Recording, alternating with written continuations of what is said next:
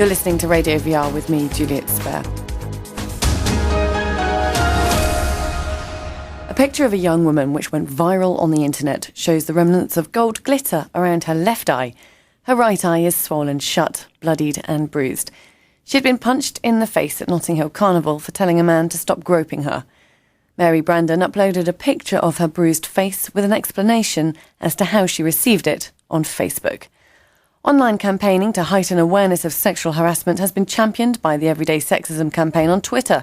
Each tweet tells the tale of sexual harassments of varying degrees. The Good Night Out initiative was launched in London last March, and it works with venues, clubs and pubs training staff on how to deal with sensitive issues like sexual assault. Another new scheme has been launched in South London called the Women's Safety Charter, which similarly asks venues to commit to helping victims of sexual harassment speak to managers if they're in trouble. It follows on from Project Guardian, who was launched by British Transport Police to crack down on sexual offences on the London Underground.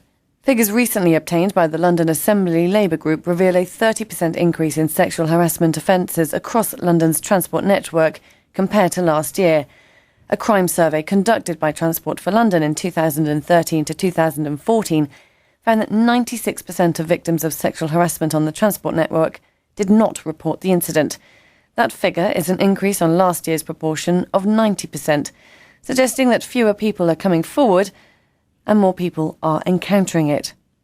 I'm joined in the studio by Jeannie Marie Ryan, who was assaulted in March during a night out, which left her face bruised. She posted her injuries online. Bryony Bynan from Hollaback in London, which is part of a global network dedicated to ending street harassment and runs the Good Night Out initiative. And Nikki Hodgson, sexual liberties campaigner, journalist, broadcaster, author and sex educator.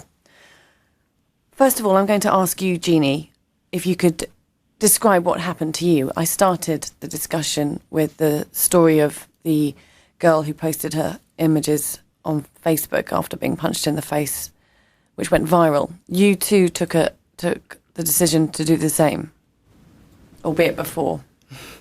It's been a couple months now, but I was. It was actually during the sort of peak of the no makeup selfie campaign. If people remember that, I imagine people do. Mm-hmm.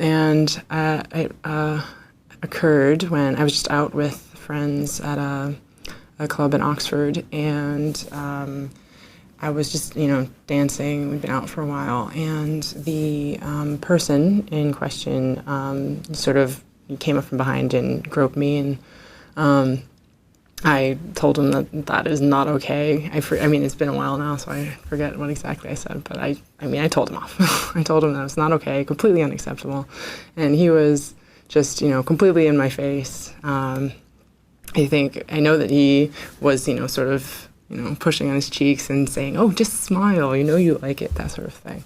And that, of course, infuriated me. And I was just like, that is completely unacceptable. You cannot do that to women. I did not say that you could touch me. Do not touch me. And he kept on, touching my arm. I think he went to touch my waist, and he was just, trying to antagonize me.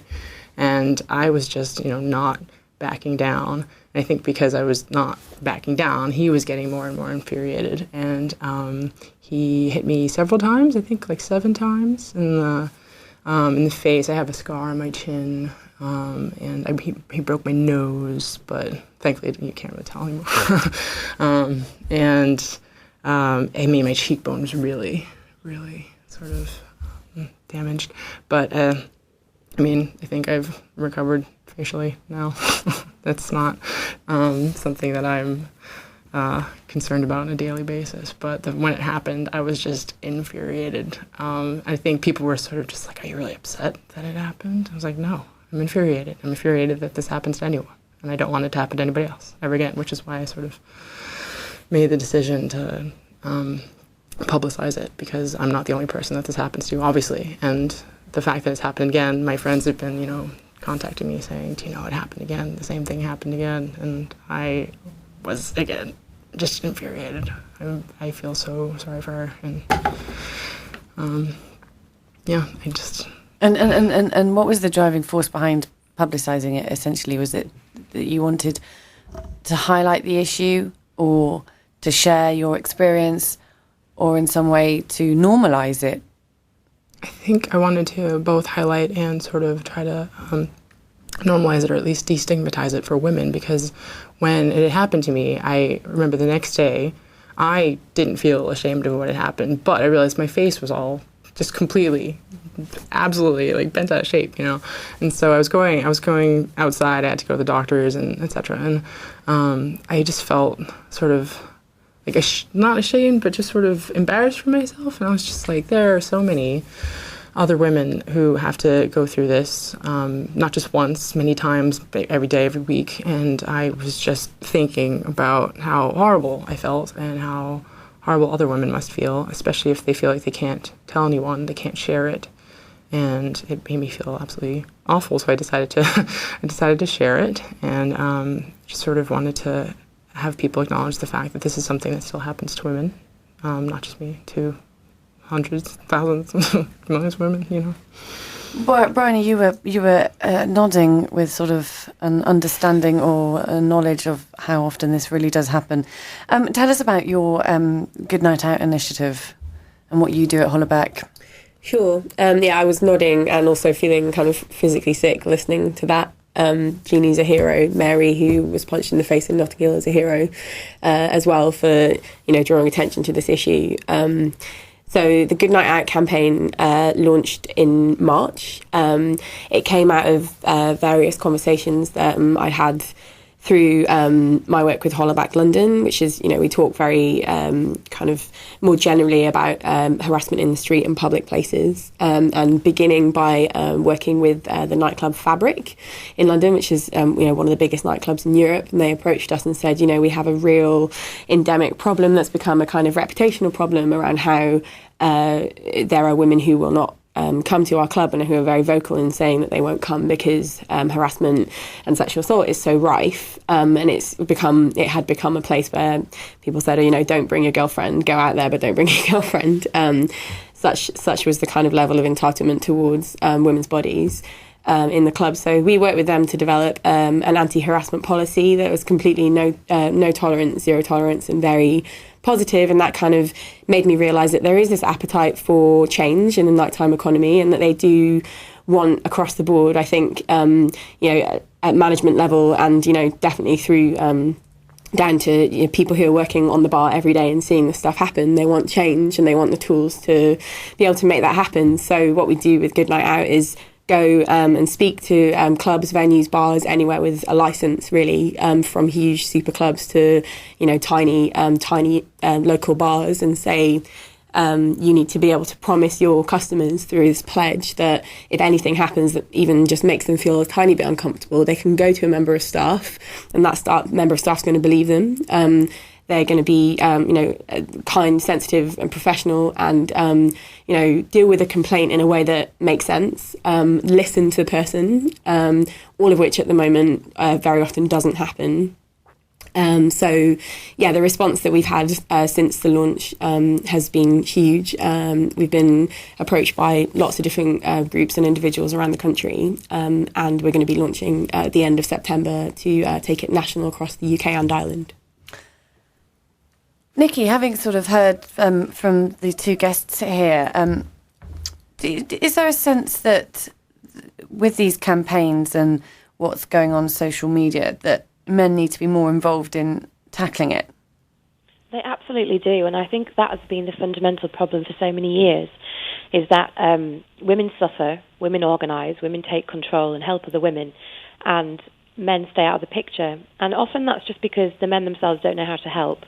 We don't very often get men writing about rape, for example. I'm a journalist and I, keep a track on who comments on what stories and on sexual violence, the rest of it. But we don't get many male voices added into the debate. And part of the problem has been historically that, and I completely understand why, feminism has often been quite antagonistic towards men taking charge or telling women how things should be or how things should be sorted out. But we need to find a way forward so that the onus is really on men to talk to other men about how they should and shouldn't behave. I think what's becoming really, really apparent is that we don't have a consent culture in Britain and in Western society and actually around the world, and that what we really need to be doing above anything else is educating children and young people about what it is to consent to sexual engagement, to affections, to intimate interactions. And I think if we can get that into people's minds, then we can start to unpick all the other elements of sexual violence and stop a lot of things, stem a lot of things before they progress to these horrible incidents that people like Jeannie have had to experience. Picking up on that point you make there, that it could go back to schools and relationship education and parenting and the learnt behaviour that is being absorbed by youngsters growing up now who are often finding their education via the internet. You do also have championed this ethical porn campaign, don't you, Nikki? Yeah, I do. So I do a lot of work, like I said, around sexual civil liberties and pornography. So something that I am very concerned about is that we're very quick to blame sexual imagery and porn for violence against women. And if you take a global picture, a global perspective, the countries that are the most censorious without pornography don't necessarily have lower rates of violence against women. Violence against women occurs where there is misogyny, and misogyny is a problem. And then that can sort of promulgate itself through media or through pornography or any kinds of other things. So what I'm very conscious of is that porn is being blamed, and it's very easy, and I completely understand why people do put the blame there, but we have to understand that we haven't had internet porn for a very long time, and that actually part of some of the increase in incidences that we've seen reflected in statistics is to do with the increase of reporting cases of sexual violence and assault. And we're actually getting better at recognising when it's not okay to touch someone and when people have been violated. So I don't think we can draw a simplistic conclusion between the rise of internet porn and the rise of violence. It doesn't work like that. But again, like I said before, going back to this issue of consent, the porn that I champion is very much about consent and about really good labelling on the material, and so that people who view it are very clear about how it's been produced, under what ethical conditions it's been produced, so that people that watch it know that it is just fantasy depiction, it's entertainment, it's not meant to be instructional or educational necessarily. So I'm kind of doing work on the other side of things as well, because I think if we go down that tangent of saying, well, it's all the media representation and the porn that's causing our problems with violence in society, we're not going to solve the problem. Is social media making a difference? I mean, going back to Jeannie's story and the other, Mary Brandon, who uploaded her picture on Facebook. Obviously, you said, Jeannie, that you just, when it happened to you, you felt so bad for other women that you wanted to share your experience so that you weren't alone. Obviously, social media facilitated that. Yeah, I mean, I think that it was actually, I guess, excellent timing that the No Makeup Selfie campaign had been going on, because that, honestly, now that it's sort of over, I can maybe express my opinion a little bit about it. But my friends and I had been talking about it as in this sort of thing, like, why is it such a big deal that women aren't wearing makeup? Why is this such a huge deal? And so I think that was also sort of going through my mind, because I had been talking about it with my friends for, the days and weeks beforehand.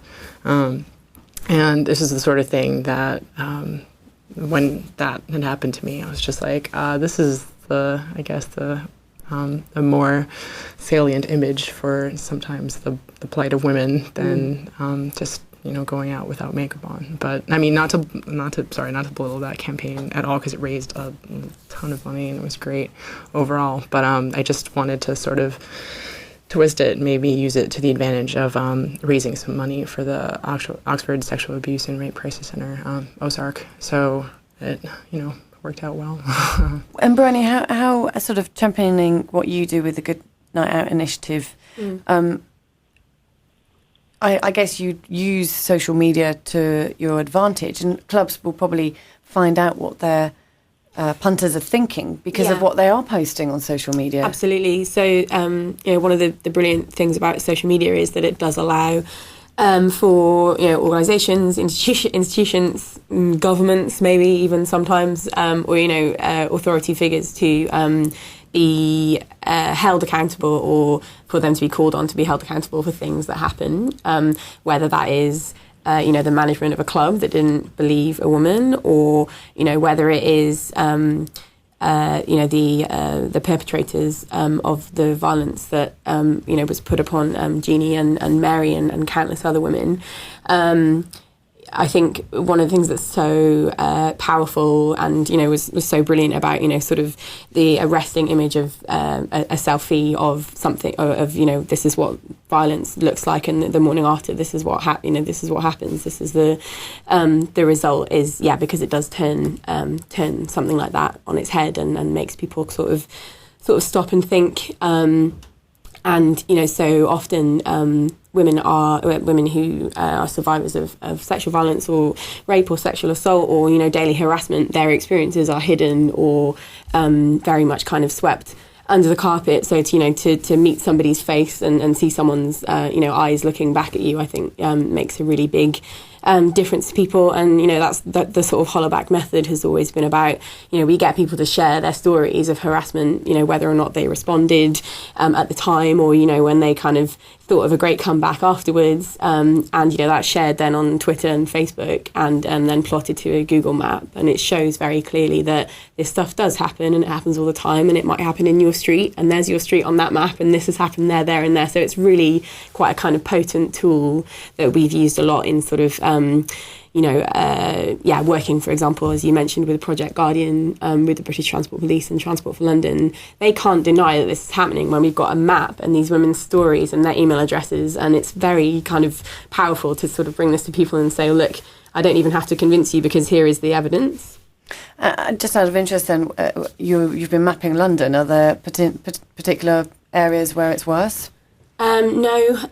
One of the big sort of myths with street harassment is that it's, it happens more in certain areas than others. So, you're just as likely to see a pinpoint in the square mile as you are, in any other, more residential part of town. I mentioned the Everyday Sexism campaign, which tweets the varying degrees of sexual harassment. Yeah. I guess, Nikki, I'll ask you really, is the narrative that's also sort of around harassment kind of missing the point in any way? Well, I suppose one of the problems we have is discerning the very fine line between flirtation and harassment. And by and large, I know lots of feminists don't believe there is a difference. i.e., if somebody throws a comment at you on the street, then that's harassment.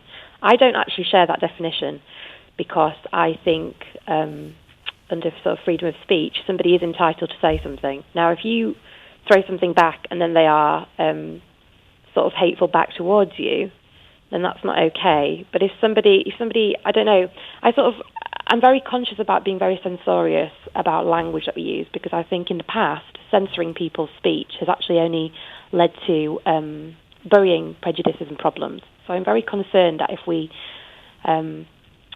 kind of send out a message of absolutism about what people say in bars or on streets, then we might get into a situation where we're actually kind of cementing certain kinds of sexual violence. That isn't at all a reason to not tackle genuine harassment and violence that's going on, and there's so much of it, as Jeannie and Bryony are doing. But I think, again, if we have a concept of consent, and we kind of talk more about how it is to kind of, make an advance towards somebody and then do it respectfully, and be prepared to take it back or to apologise to someone if you offend them, then we would solve a lot of the problems around, we'd solve kind of a lot of the preliminary issues to do with how you make sexual advances or not, and we'd be able to very clearly discern, who are the absolute perpetrators of violence and harassment, of which there are there are many. But I think until we have that subtlety of discussion, we're slightly in danger of putting a cloak over all kinds of different communication and interaction. And as an anti-censorship feminist, that does concern me a little bit, but it doesn't concern me as much as levels of violence and harassment, So that's a sort of by the by. That's kind of like a secondary feature for me. That's not my primary concern here at all. My primary concern is bringing the perpetrators to justice. Thank you for coming to share your story, Jeannie. And obviously, I've mentioned the other one that is just sort of in the media spotlight, and it's it's very brave to do that. But that does serve well to make the point, doesn't it? You've got an image, you've got the story, and you've got the evidence, like you're collating on your map. But on the other side of that, the way that sexual harassment is covered, and potentially, by all areas of the media. Would you say it's covered well or not, Bryony? Well, since we started Whole About London in 2010, there has been such a huge marked change in the way that even just naming the problem, talking about street harassment, when we started this wasn't understood, and you'd spend the first sort of 20 minutes explaining what we mean, and now that is a sort of term for a set of behaviours that is designed to intimidate, embarrass, sexualise somebody without their consent, that sort of thing.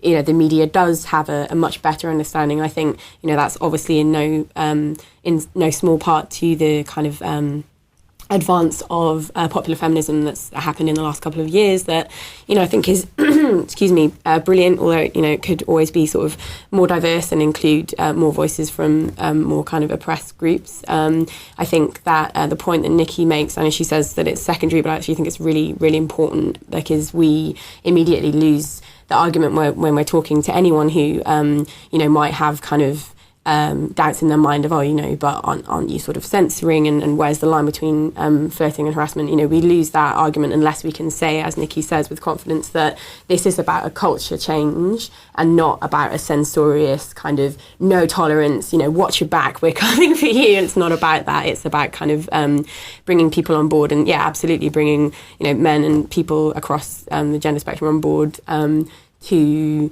understand that, a lot of the time, this idea of, is chivalry dead now? What are we saying? You can't even get away with flirting.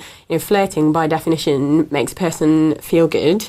And if you feel really bad and upset when somebody says something to you, then by definition it isn't flirting. And I think that's a bit of a difficult area, Bryony. That's the problem, because some people are more sensitive about certain things than others, and it's very difficult, isn't it, when someone throws a comment out to know how it's going to be received. Not all the time, obviously. There are some things that we know straight away are highly offensive. Yeah. But this is one of the most difficult things we've got to do now, is have this conversation about, well, where do we draw lines, and should we just draw a blanket ban, and Yeah, I think a lot of it has to do with the fact that men aren't socialised to think of women as fully rounded people a lot of the time, and that creates a situation, as you say, where especially with a lot of the kind of messages in the media about sort of ways that men are supposed to behave. It can create like a damaging situation of how people, you see it, with this phenomenon of kind of the pickup artist and all of this sort of stuff of how there aren't kind of positive role models for, understanding kind of, even just basic ideas about kind of how to, approach people respectfully in a sort of, dating or pre-dating situation. Go on, Judy. When I posted my photo, I actually mentioned in the post, it reminded me of I don't know if you remember this campaign, but it was an artist that was using photographs of women, I think portraits of women, and it was stop telling women to smile, and this conversation has sort of reminded me of that, and that men telling women to smile can be seen as completely innocuous, or when this man was telling me to smile, and who then attacked me. It's just the sort of thing that it is a very, very difficult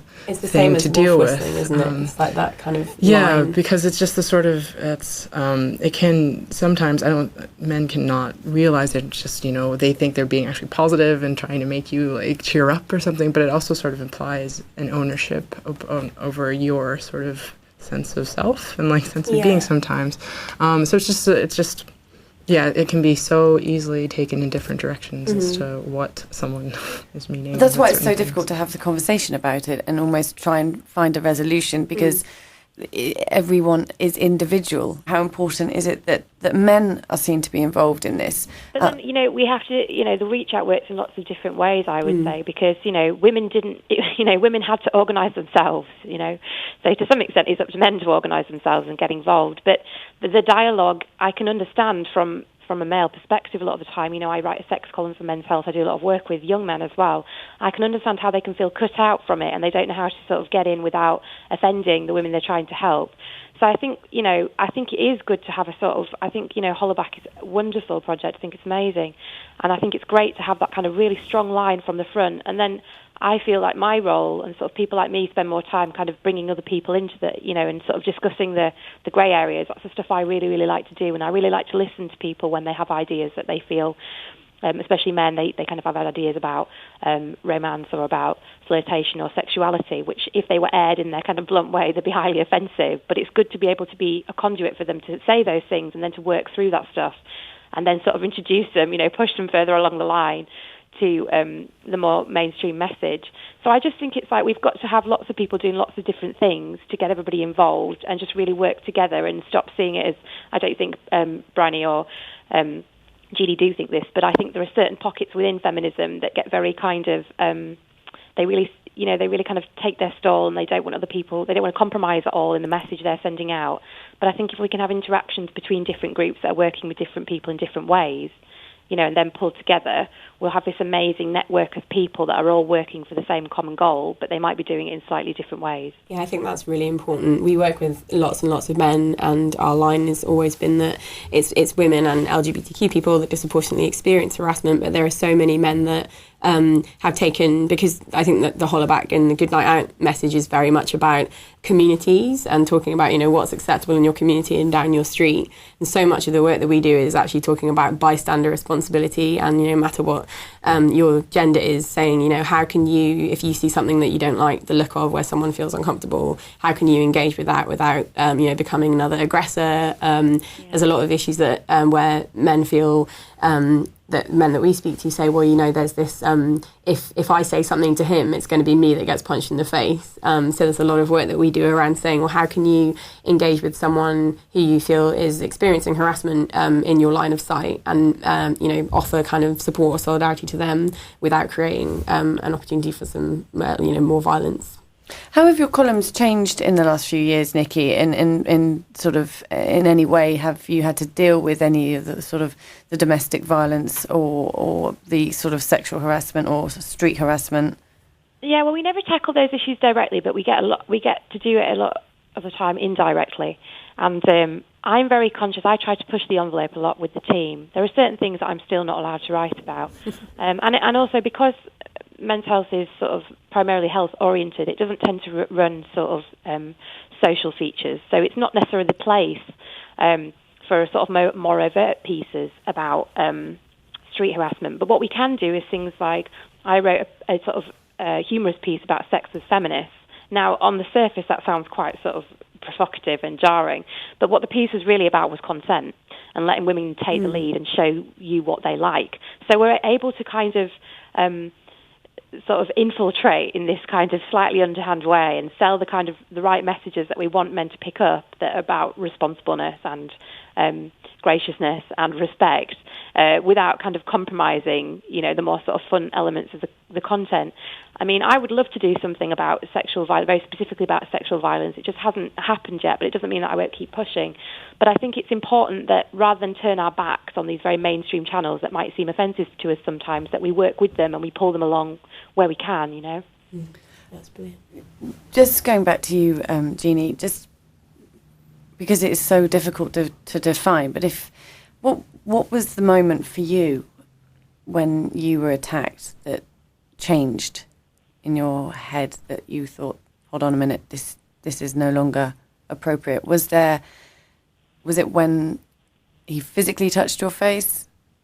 What initially started the entire interaction was that he was just walking behind me and groped me from behind, and it has happened to me before in clubs, and I think it's one of those things that sometimes I don't think I ever did ignore it in the past. I think the person, I just wasn't sure who did it. And in this instance, I could see exactly who it was because he came around and then got up in my face afterwards. So he was very proud of the fact that he had groped me. So I think in previous instances, the person does it and escapes. And so I've never had the chance to fully confront them with how inappropriate it is. So, and that's the sort of thing, when I posted my story, so many women were saying things like, oh, this happens to me, every time I go out, all the time. And there are other women that were saying things just like, oh, I got groped once and I told the guy off and then he shoved me down a set of stairs. There were very serious things that I think in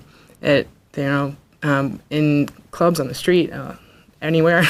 Women sort of can be just have their space violated in any number of different ways, and they're only, there aren't many opportunities for us to be able to actually even voice our sort of uncomfortableness with what has just happened. It's just, I think that it's often hard for women to even address the men that have done something to them, and it's even harder for women to sometimes have, the ability to address people if they're, terrified in certain situations, or if they're, just sort of hurt by it. It's just, I don't know, it's, people were saying things like, oh, what you did was very courageous, and I didn't particularly think so. I just thought it was, I don't know, I have a very strong opinion of the fact that it was completely unacceptable that happened, and I was glad to have been able to do something about it. So, do you think the fact that varying degrees of harassment, street harassment, sexual harassment, has been so difficult to define, and it is up to the individual as to how they perceive that harassment, and the individual kind of decides or knows the moment for which it's crossed the line? Do you think because it has been such a grey area that it has been ignored, which is what's taken potentially a long campaign like yours, Bryony, to put it at the top of the agenda? We try and kind of conceptualise it as a spectrum of gender-based violence, and we see street harassment as the sort of thin end of the wedge, and kind of saying, if you don't see, if we as a society don't see the problem with a man's first approach to a woman to be to grab her from behind, and if we say, oh, he's just trying to flirt, what are we also then, turning a blind eye to, or, applying nuance to, when that's one of the few things that there shouldn't be nuance about, is, touching someone in a sexualized way without their consent. So, yeah, in terms of it being a long campaign, it's, it's not going to stop until this is as socially unacceptable as, using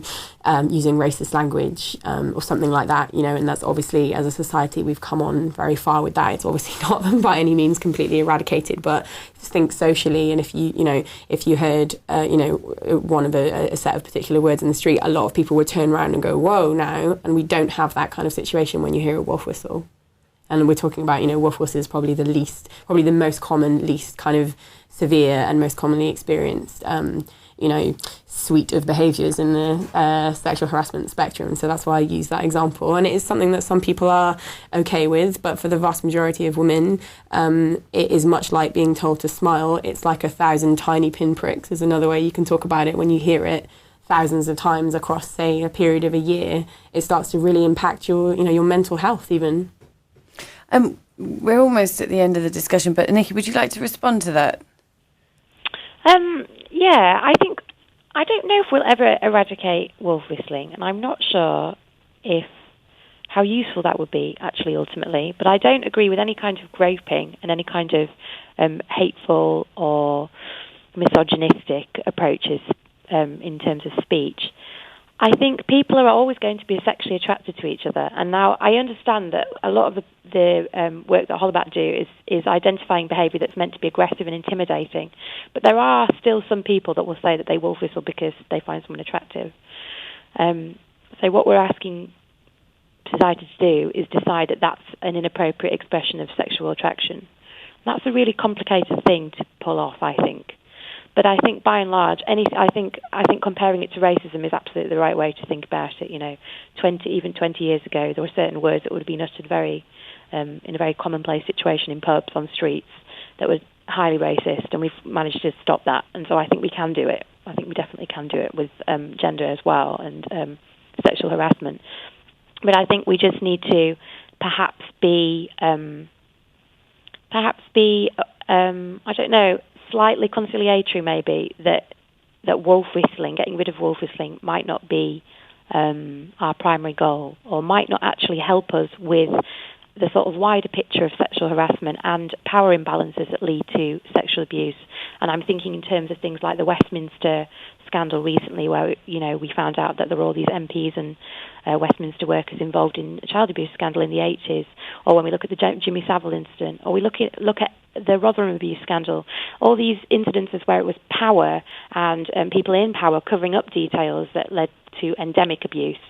Those things are absolutely appalling. So when you compare that to the kind of one-off wolf whistle, they're not really comparable. It doesn't mean that you shouldn't tackle all the problems, but I think for me, if we were to have more success around stopping institutional abuse, sexual abuse, and the sort of odd wolf whistle still went on, that would be a fairly positive outcome. I think I'm maybe of a utopian mindset, but I'd like to be able to do all of those things. That was Bryony Bynan from Hollaback, which is part of a global network dedicated to ending street harassment. And we were also joined by Nikki Hodgson, sexual liberation campaigner, journalist, broadcaster and author, and Jeannie Marie Ryan, who bravely told us her story of being assaulted in March during a night out. Thanks to all my guests.